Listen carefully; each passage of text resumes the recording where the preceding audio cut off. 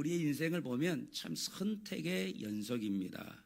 자, 그리고 그 선택의 끝에는 반드시 우리가 경배하는 대상이 그곳에 서 있는 것을 보게 되지요. 우리가 다시 말하면 우리가 무엇인가를 선택할 때에 내가 원하는 것을 선택하게 되어 있다라는 거죠. 사람은 누구나 자신이 가장 두려워하는 것 앞에 무릎을 꿇게 되어지고 있는 것을 봅니다. 어떤 사람은 돈의 위력 앞에, 어떤 이는 사람의 인정과 평판 앞에 무릎을 꿇죠. 또 어떤 이는 당장 눈앞에 닥친 현실의 위협 앞에 무릎을 꿇습니다. 우리가 평온한 일상에서야 거룩한 신앙을 말하는 것은 얼마든지 할 수가 있습니다. 그러나 진짜 신앙의 실체는 평온할 때 나타나는 것이 아니고 위기의 순간, 다시 말하면 내가 손해를 감수해야 하거나 혹은 극심한 어려움을 견뎌내야 될 때, 혹은 믿음 때문에 불이익을 견뎌나야 할 때, 바로 그런 불못불 앞에서 비로소 우리의 진짜 믿음과 진짜 신앙이 드러나게 된다라고 하는 사실입니다. 자, 오늘 우리가 읽었던 다니엘 3장은 바로 이 영적 전쟁의 본질을 아주 선명하게 보여주는 말씀이 이 다니엘서 3장입니다. 자, 느부갓네살 왕이 이 두라 평지에 거대한 금신상을 세우게 됩니다. 높이가 60규빗, 너비가 6규빗, 지금으로 말하면 한 27m 정도 되는 엄청난 우상을 두라 평지에 세웠다. 평지에 세웠기 때문에 그 신상을 못 본 사람이 없을 거라고 말이죠. 다 볼 수밖에 없는 그런 두라 넓은 평지 가운데 금신상을 세우게 됩니다. 이것은 단순한 조형물이 아닙니다. 사람들이 그 나팔 소리가 울리면 다 한결같이 그 신상을 향하여 절하게끔 했다라는 거죠. 다시 말하면 이것은 그냥 단순한 그 조형물이 아니라 바벨론이라는 이 세상이 만들어낸 거대한 시스템이라고 말할 수 있죠. 하나님 없이도 살아갈 수 있다라고 하는 인간 교만의 상징물이 바로 이 금신상으로 나타나고 있다라는 겁니다. 바로 이 바벨론의 두라 평지, 이 거대한 금신상이 세워진 이 장소가 바로 오늘 우리의 신앙의 영적 전쟁의 가장 최전방이라는 사실을 알아야 할 것입니다. 우리는 흔히 영적 전쟁 하면 귀신을 쫓아내는 것, 보이지 않는 악한 영의 세력과 싸우는 것을 먼저 영적 전쟁하면 떠오르게 되죠. 그러나 성경에 보여주는 영적 전쟁의 본질은 누구를 경배할 것인가 라고 하는 거예요. 누구에게 무릎을 꿇을 것인가 라고 하는 것을 말하고 있다라는 거예요. 다시 말하면 내 인생의 가장 높은 자리를 누가 차지하고 있느냐, 이게 바로 영적 전쟁의 본질이라는 사실을 알아야 할 것입니다. 자, 여기 느부갓네살 왕이 모든 백성들에게 자, 이제 악기 소리가 들리면 다 그 신상 앞에 하나도 예외 없이 다 절을 하라고 명령을 내립니다. 이것은 단순한 종교의식이 아닙니다. 세상의 힘에 굴복하라는 소리입니다. 세상 왕의 통치에 영혼을 맡기라는 이 영적 지배의 선포라고 말할 수 있다라는 거죠. 모든 이들이 그 느부갓네살의 그 위세 앞에 두려움을 느끼고 그 신상 앞에 다 엎드리게 됩니다. 그러나 오늘 본문의 주인공 사드락과 메삭과 아벳느고는 끝까지 거부하죠. 여러분, 이 세 사람이 불이 무섭지 않아서 거부했겠습니까? 그게 아니었어요. 여러분, 이 세 사람도 우리와 똑같은 성경을 가진 인간 아닙니까? 뜨거운 화염 앞에서 본능적으로 공포를 느끼는 사람이라 그 말이에요. 그러나 그들은 눈앞에 타오르는 불보다 그 불을 다스리시는 하나님을 더 크게 보았다라는 거지. 여러분, 믿음이라고 하는 것은 문제가 전혀 없는 상태를 말하는 것이 아니고 문제보다 크신 하나님을 선택하는 것, 그것이 믿음인 거예요. 오늘 이 밤 우리 마음속에 자리 잡은 이 금신상과 같은 세상의 우상을 다 무너뜨리고 오직 하나님만을 선택하는 그 결단이 있는 이 밤이 되시기를 주님의 이름으로 간절히 축원을 드립니다. 자, 오늘 본문 16절에서 이 세 친구는 이 왕의 서슬퍼런 위협 앞에 결연하게 말을 합니다. 우리가 이 일에 대하여 왕에게 대답할 필요가 없나이다 라고 말합니다. 여기 대답하다라고 하는 이 아람어 원문 아람어의 그 단어가 피트감이라고 나옵니다. 이 피트감이라는 것은 이 법정에서 쓰는 용어지요. 자신을 변호하기 위해서 제출하는 바로 그 변론서를 피트감이라고 하는 거예요. 그러니까 나를 변호하고 나는 죄가 없다 하고 뭐 이것을 변론하기 위해서 그 제출하는 그것을 피트감이라고 하는데, 바로 여기 대답하다라는 그 동사형으로도 사용되고 있는 거예요. 그러니까 내가 쉽게 말하면 내가 이 일에 대해서 왕에게 대답할 필요가 없나이다, 이 말은 내가 이 일에 대해서 내가 나를 살고 내가 죄가 없 나를 살리기 위한 이 변론의 말을 할 필요가 없습니다라고 하는 것을 이야기하는 거예요. 다시 말하면 자기의 목숨을 구걸하기 위하여 상황을 구구절절 설명하면서 이렇게 할 수밖에 없는 그 이유를 얘기하면서 마치 자기의 변론서를 쓰듯이 이러니까 이렇게 할 수밖에 없었고 하면서 자기의 생명을 보존하기 위해서 써내려가는 그런 변론서 같이 그런 것이 아니라고 말이죠. 나는 이 일에 대해서 나는 왕에게 마치 이 법정 앞에 나는 이 변론서를 난 제출하지 않겠습니다라고 하는 것과 동일한 표현이라고 말이에요. 나는 왕의 자비를 구하기 위해서 비굴하지 않겠습니다라고 하는 거죠. 여러분, 신앙은 세상과 협상하는 것이 아니기 때문에 그렇습니다. 영적 전쟁에서 패배하는 사람의 특징이 뭔지 아십니까? 영적 전쟁에 패배하는 전조 증상이 있어요. 세상을 향해서 나 좀 이해해 달라고 이야기하는 거예요. 목사님, 내 형편 좀 이해해 주세요. 이게 바로 영적 전쟁에서 패하고 있다라고 하는 전조 증상인 거예요.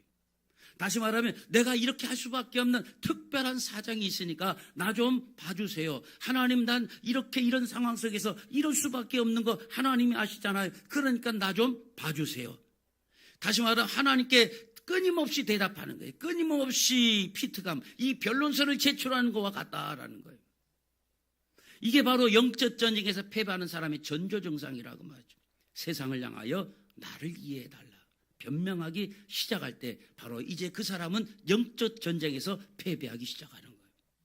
상황에 따라 신앙의 원칙을 조금씩 바꾸고 조정하고 싶은 그런 유혹들, 그래 내가 다 다른 데는 다 지키다 요번 한 번만 그냥 적당히 넘어가자.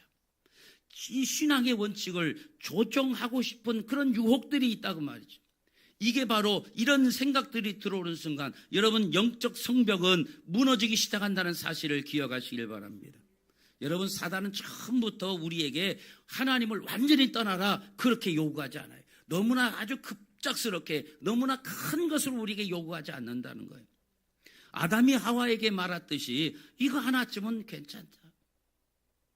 아무것도 아닌 것처럼 이거 하나 단순히 그냥 쳐다보는 게 무슨 문제겠느냐, 그렇게 간단하게 생각하게 만든다고 말. 그런 작은 허점을 사단은 파고든다는 사실을 알아야 할 것입니다.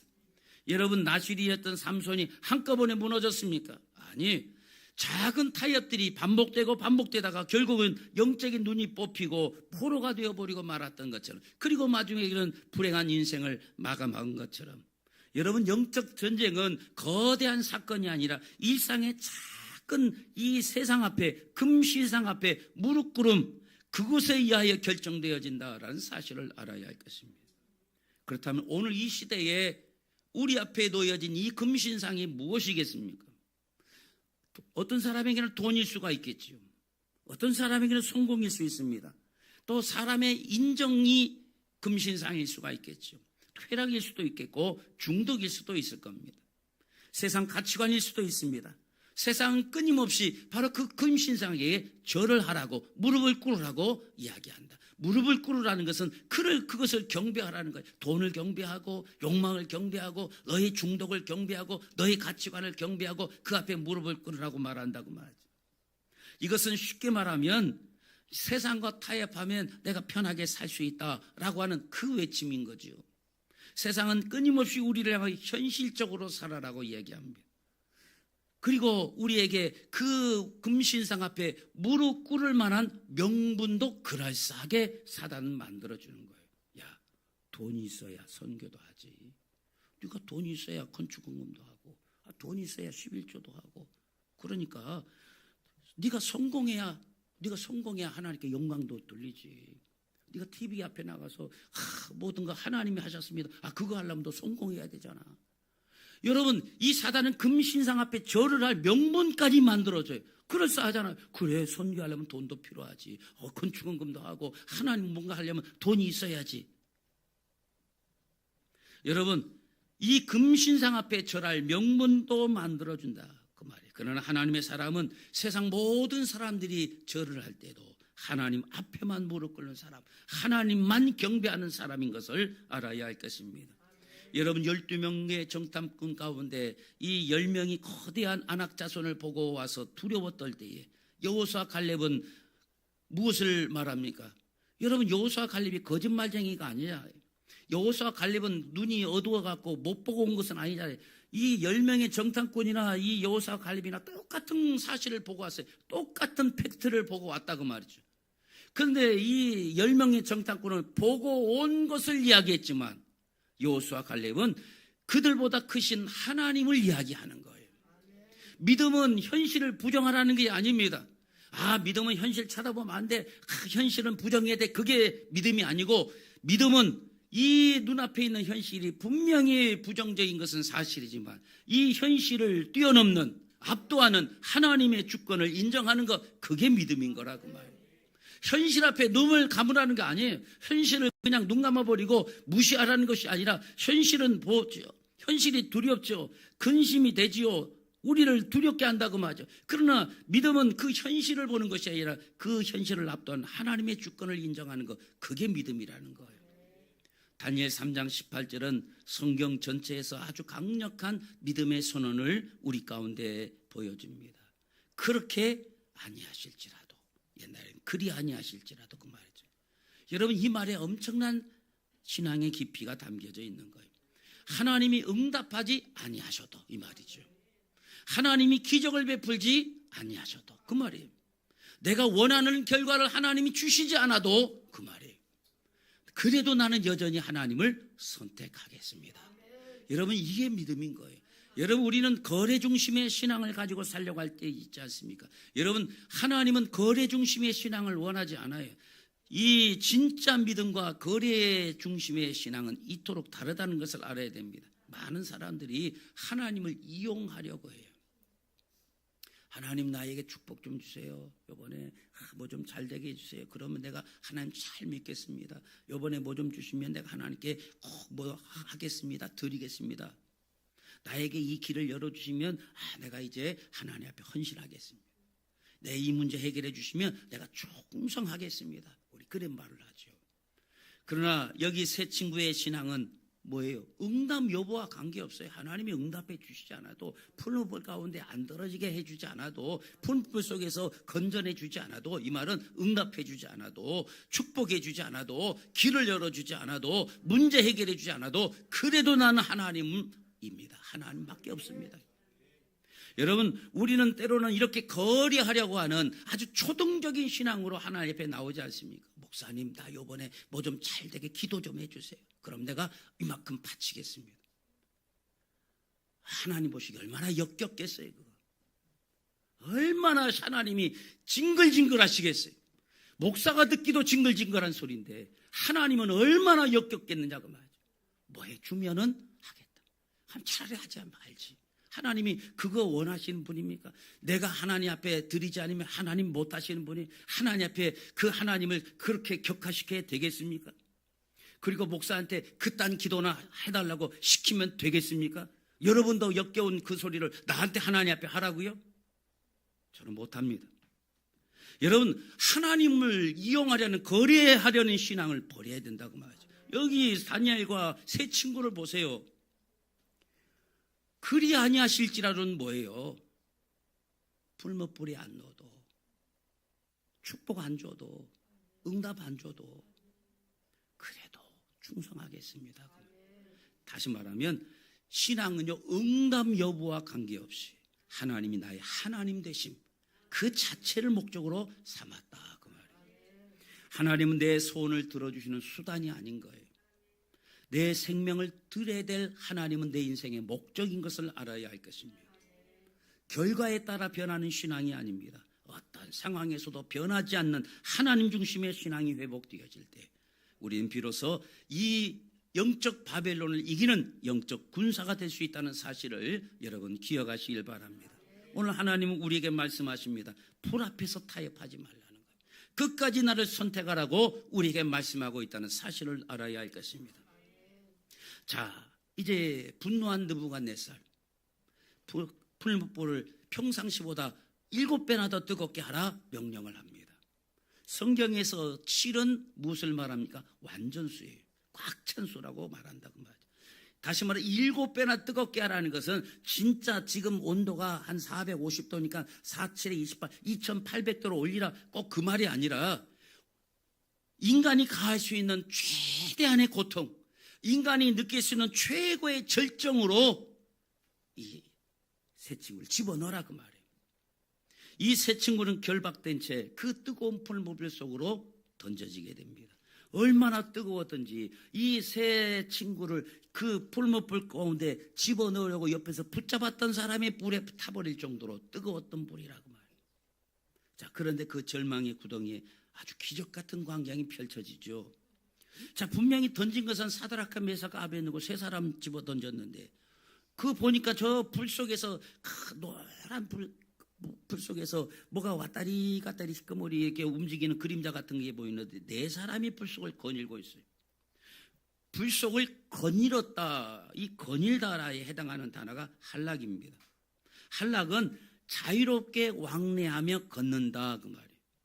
아니 아까 이 다니엘과 새 친구를, 다니엘의 새 친구를 어떻게 집어넣었다고 그랬어요? 결박해서 넣었다고 그랬잖아요. 근데 불 속에서 어떻게 다니다? 자유롭게 다닌다 그 말이에요. 거닐다 이 말은 자유롭게 왔다리 갔다리 왕래했다 그 말이에요. 다시 말하면 죽으라고 던진 그 불 속에서 가장 자유로운 사람이 되어진 거예요.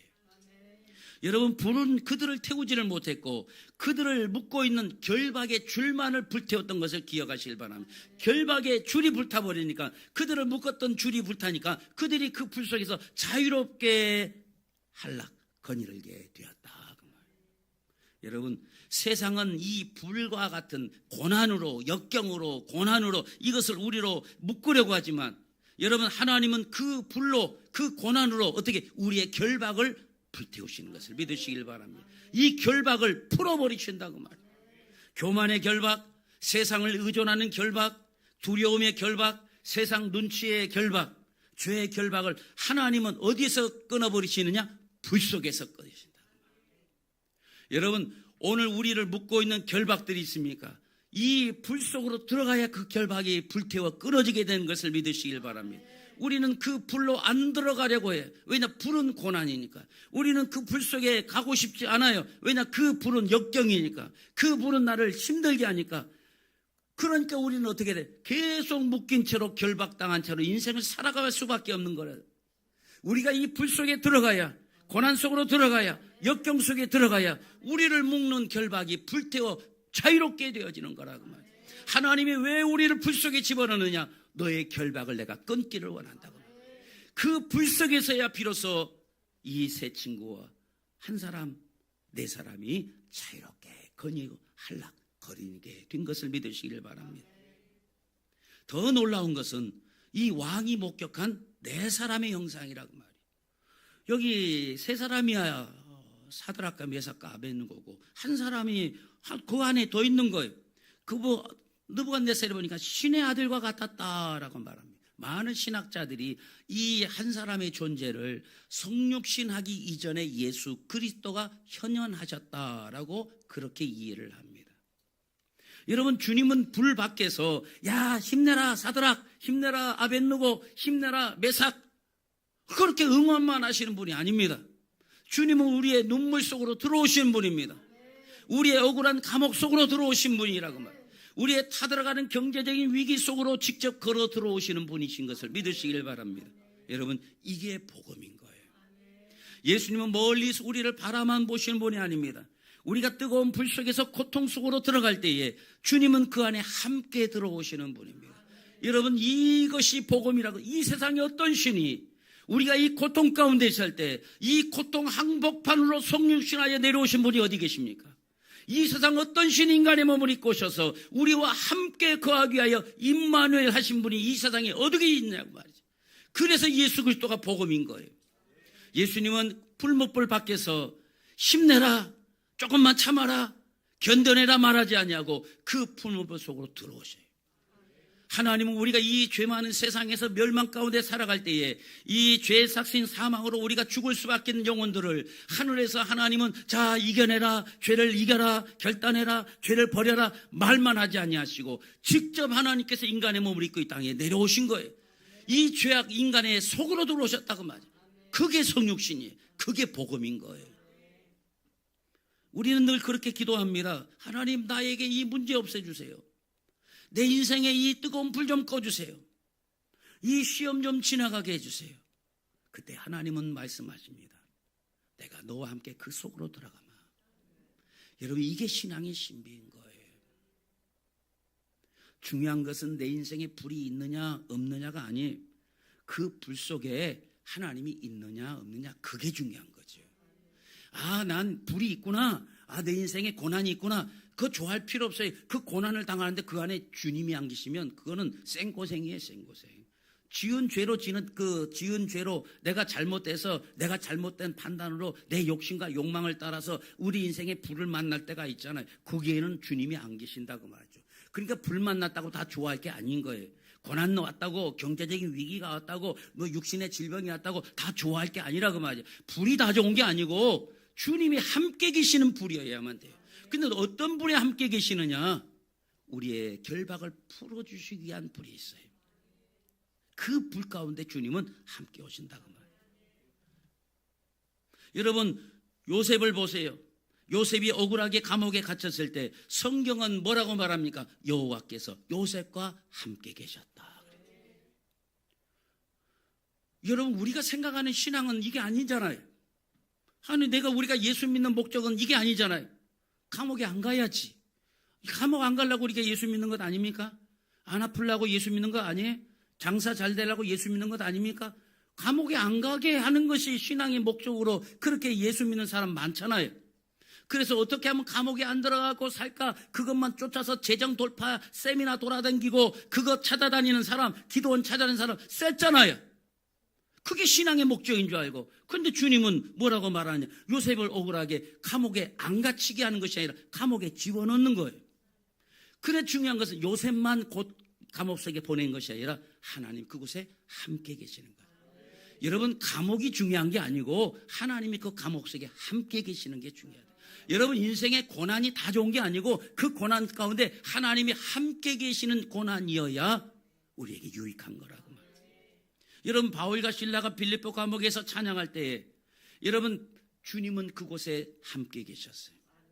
여러분, 예수님께서도 폭풍 속에서 제자들의 그 괴로운 노를 저을 때 주님은 무리를 걸어 그 제자들 가운데 오셨던 것을 기억하시길 바랍니다. 아, 그렇게 오실 거면 폭풍을 보내지 말지. 그렇게 오실 거면 폭풍을 왜 보내시고 왜 제자들을 생고생시키고 죽을 덩 살 덩 죽음의 위기 가운데 왜 몰아넣으시냐 그 말이죠. 그렇게 이 폭풍이 그냥 만난 폭풍도 아니잖아요. 제자들이 자기들이 잘못해서 만난 폭풍입니까? 자기들이 배 타고 나가고 싶어서 나갔다가 만난 폭풍입니까? 주님께서 건너편으로 가라 명령하셨어요. 오병이의 기적 이후에 사람들이 막 예수님을 막 왕으로 삼고 하려니까 제자들이 얼마나 으쓱합니까? 여러분, 담임 목사가 막 뭐가 되고 뭐 왕이 되고 대통령 장관이 막 들어가면 여러분도 으쓱할 거 아니에요? 이 제자들도 그럴 수 있다고 막 사람들이 막 왕으로 삼으려고 하니까 제자들도 막 야, 이제 우리가 뭐가 되겠구나 하니까 시험 될 거. 야, 너희들 빨리 건너편으로 가. 배를 태워 보내버렸다고 말이죠. 그러니까 이 제자들이 가고 싶어 가는 항해입니까? 가기 싫은 거죠. 사람들이 막 예수님을 왕 삼으려고 그 자리에 같이 있으면 얼마나 재밌어요. 그 예수님과 함께 있는 자기들도 같이 아울러서 막 높아지는 줄 알아요. 칭찬받고. 근데 주님이 보내서. 그래서 간 항해 아닙니까? 그런데 폭풍을 만났다고. 다시 말하면 예수님 말씀에 순종했는데 만난 폭풍이었어요. 그런데 중요한 것은 폭풍이 중요한 게 아니고 그 폭풍 가운데 주님이 보고 계셨다는 거예요. 산 위에서 폭풍을 보고 계시다가 그들이 이제 한계점에 도달할 때 주님은 무리를 걸어 그들 가운데 오셨던 것을 기억하시길 바랍니다. 여러분, 하나님은 언제나 폭풍 바깥 속에 계시는 분이 아닙니다. 폭풍 한가운데 자신을 드러내시는 분인 것을 여러분 믿으시길 바랍니다. 하나님은 때로 우리를 불 속에 들어가지 않게 막지 않고 불 속에 들어가도록 허용하실 때가 있어요. 물론 하나님은 무조건 우리를 불 속에 집어넣지는 않아요. 우리가 시험을 당하지 않도록 또 피할 길도 열어주시고 또 어려움을 겪지 않도록 미리 보호도 다 해주세요. 그러나 때로는 하나님이 막지 않고 그 불 속에 보낼 때도 있다 그 말이에요. 다 보낸다는 거 아니라 그럴 때가 있다 그 말이에요. 왜냐하면 이 불 바깥에서는 결코 경험할 수 없는 특별한 만남이 그 불 속에 예비되어 있기 때문에 그 불 속으로 보내는 거예요. 여러분, 금 세공업자가 이 금을 정련할 때에 이 불순물이 다 빠지고 그 은무리에 자기 얼굴이 비칠 때까지 반짝반짝할 때까지 그 불 곁을 떠나지 않는 것처럼 하나님도 우리를 고난의 풀무불 곁에서 우리를 어떻게 지켜보시는 거예요. 순도 99.9%에 깨끗하게 그 우리가 깨끗한 은물을 보면 어떻게 다 누가 보면 거기 얼굴 비치면 싹 비치잖아요. 바로 그렇게 우리가 될 때까지 하나님은 우리 곁에서 우리 안에 온전한 그리스도의 형상이 드러날 때까지 우리와 함께 고통을 견뎌내시는 분이신 것을 믿으시기를 바랍니다. 여러분, 고난의 7배나 뜨거운 열기가 여러분을 위협하고 있습니까? 다시 말하면 인간의 완전한 고난, 더 이상 견디기 힘든, 버티기 힘든 7배나 뜨거운 그 열기가 여러분을 위협하고 있습니까? 여러분, 그때 고개 들어 옆을 보시길 바랍니다. 그곳에 주님이 함께 계십니다. 여러분보다 먼저 그 불 속에 들어오셔서 여러분의 손을 붙잡고 계시는 그 주님을 발견하게 되시기를 주님의 이름으로 축원합니다. 자, 마침내 이 세 친구 불 속에서 나옵니다. 자, 그런데 성경은 또 놀라운 사실을 기록합니다. 여기 보니까 머리털도 그슬리지 않았고 겉옷 빛도 변하지 않았고 불탄 냄새도 없었다. 왜 그 성경은 불탄 냄새까지 기록했을까요? 뭐 머리털 그슬리 이거 보이는 거니까 뭐 그런데 겉옷빛도 변하지 않고 하나도 안 불타고 근데 불탄 냄새도 없었다라고 불탄 냄새까지도 기록해요. 여기에는 영적인 의미가 있으니까 성경은 문장 하나, 단어 하나, 표현 하나까지도 다 의미가 있어서 사용하고 있는 거예요. 많은 사람들이 고난을 지날 때에 그 고난을 지나고 난 마음속에 냄새가 남게 돼 있어요. 상처의 냄새가 있습니다. 원망의 냄새가 있고 분노의 냄새가 있습니다. 피해의식의 냄새가 늘 우리 가운데 남아있어요. 여러분, 세상에 그 상처받은 사람들 보세요. 난 막 과거 일이고 뭐 괜찮아. 그래도 그 사람들의 삶을 보면 한 번씩 그 냄새들이 탁 드러날 때가 있어요. 교회도 보면 아주 그 인생의 고난의 더러운 그 과정을 겪었던 사람은 꼭 고난의 냄새가 날 때가 있어요. 평상시에 잘 지나다가 꼭 곤조가 한 번씩 나올 때가 있어요. 그 냄새가 확 악취가 풍길 때가 있어요. 그 냄새가 있어요. 그런데 하나님은 끝까지 붙든 사람에게는요, 이 세상의 냄새가 아니라 그리스도의 향기가 나는 거예요. 그러니까 이 불 속에 그 고난과 역경 속에서 나온 사람에게는 불탄 냄새가 나야 돼요. 쾌쾌한 잿더미 같은 냄새가 나는 게 정상이라고 말이죠. 근데 그런 냄새가 없더라고 말이에요. 여러분, 세상의 상처, 세상의 고난, 세상의 역경을 거친 사람은요, 그 받은 상처가 그 냄새가 돼요. 언젠가 한 번씩 가끔씩 튀어나올 때가 있어요. 어릴 때 부모로부터 또 남편으로부터 또 때로는 그 누군가의 다른 사람으로부터 받았던 인생의 격한 고난과 어려움을 겪게 되면 평상시에 가만히 잠잠히 있다가 가끔 한 번씩 이런 냄새들이 확 올라올 때가 있다고 말이에요. 그런데 이 주님이 보내신 이 불은, 주님이 함께 하시는 이 불은 냄새가 없어. 불탄 냄새까지도 나지 않아요. 많은 사람들이 고난 지나고 나면 이 냄새가 난다고 말씀드렸잖아요. 분노의 냄새, 아주 피해의식의 냄새가 있어가지고 남들이 그렇지 않아도 자기 스스로 피해의식 때문에 막 위축되는 사람도 있다고 말이죠. 그러나 하나님을 끝까지 붙든 사람에게는 세상의 냄새가 아니라 무슨 향기? 그리스도의 향기가 남는다는 것을 기억하시길 바랍니다. 여러분, 세상은요, 우리 그리스도인들을 뭘로 평가한 줄 아십니까? 저 사람이 얼마나 말을 잘하느냐, 그것으로 평가하잖아요. 저 사람이 고난을 지나고 난 다음에 어떤 향기를 풍기는지를 보는 거예요. 시련을 겪었는데 감사하는 사람, 억울함 속에서도 사랑하는 사람, 배신 속에서도 용서하는 사람. 이런 사람은 세상 사람은 이해할 수 없죠. 어떻게 그럴 수 있지? 저렇게 배신을 당했는데 어떻게 용서할 수 있지? 저렇게 시련을 겪었는데 어떻게 감사하다고 말할 수 있지? 세상 사람들은 이해가 안 돼요. 그때 세상 사람들은 그 사람을 향하여 비로소 인정하는 거죠. 저 사람 속에는 대체 뭐가 들어있을까? 라고 생각한다고 말이죠. 여러분, 이 느부갓네살 보세요. 분무불 가운데 들어갔다 나온 이 사드락과 메사, 겉옷빛도 변하지 않고 머리털도 걸리지 않고 불탄 냄새도 없는 이 사람들의 모습을 보면서 느부갓네살 왕이 입에서 찬양이 터져나와요. 사드락과 메삭과 아벳느고의 하나님을 찬송할지어다. 여러분, 이게 영적 전쟁의 최종 승리인 것을 믿으시길 바랍니다. 여러분, 우리가 영적 전쟁하고 영적 전쟁에서 승리해야 된다라고 말할 때 이 영적 전쟁의 최종 승리가 단순히 나 하나 잘 사는 것이 아니라 그 말이에요. 이 영적 전쟁의 최종 승리는 나로 말미암아 세상이 하나님을 보게 만드는 것, 그게 영적인 승리인 거예요.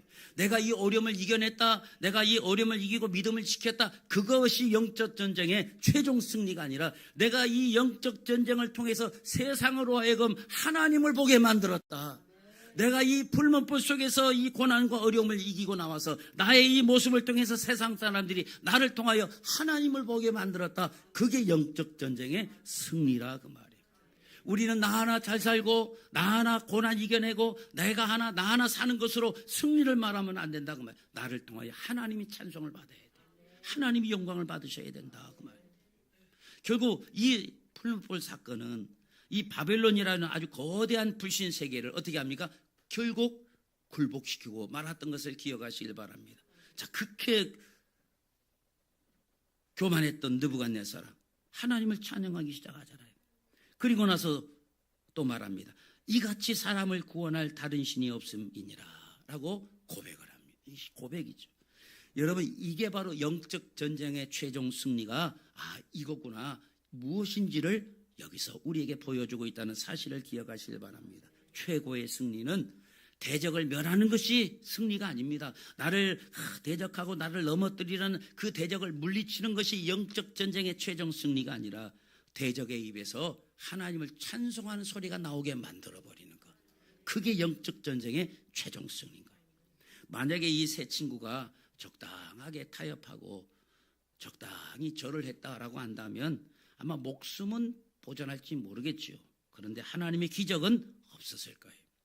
왕의 회심도 없었을 것이고 느부갓네살이 하나님을 찬양하는 일도 없을 것이고 하나님을 경배하는 일도 없을 거라고 말이죠.